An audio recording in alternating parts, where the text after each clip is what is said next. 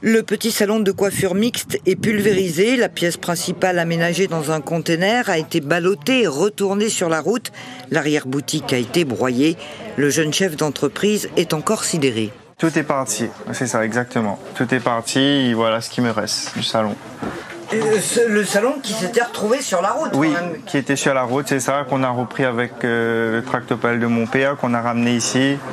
L'arrière-boutique, on ne sait plus c'est où, c'est parti avec, on ne trouve plus. La perte, c'est énorme, c'est énorme. À peu près entre 20 et 30 000 euros facile. Lui, son associé et leur employé se retrouvent désormais sans travail. Bernard Picardeau prend donc le temps de dresser les démarches à accomplir dans les plus brefs délais. Tout ce qui concerne, on va dire, les charges sociales et fiscales, donc il pourra y avoir des reports des échéances. Donc là-dessus, c'est déjà important pour les entreprises.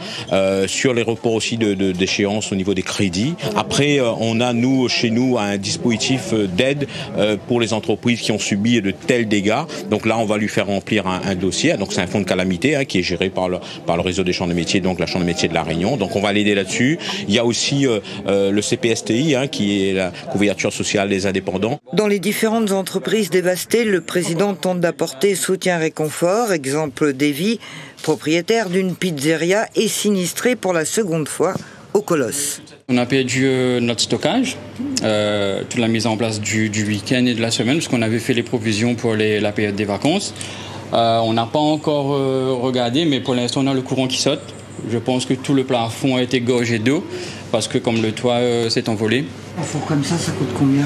On est dans les 7-8 000 euros. Le bilan des dégâts est catastrophique. Dans l'Est, beaucoup attendent l'arrivée de Manuel Valls.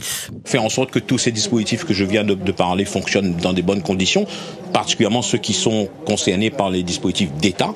Nous, on a demandé aussi, puisqu'on a fait un courrier, les chambres consulaires ont fait un courrier au Premier ministre en demandant à ce qu'il y ait un fonds de solidarité qui soit mis en place par l'État, un peu comme ça a été fait à Mayotte dans le cadre du cyclone Chido. Et comme si ce n'était pas suffisant, de nombreuses entreprises sont maintenant victimes de pillage.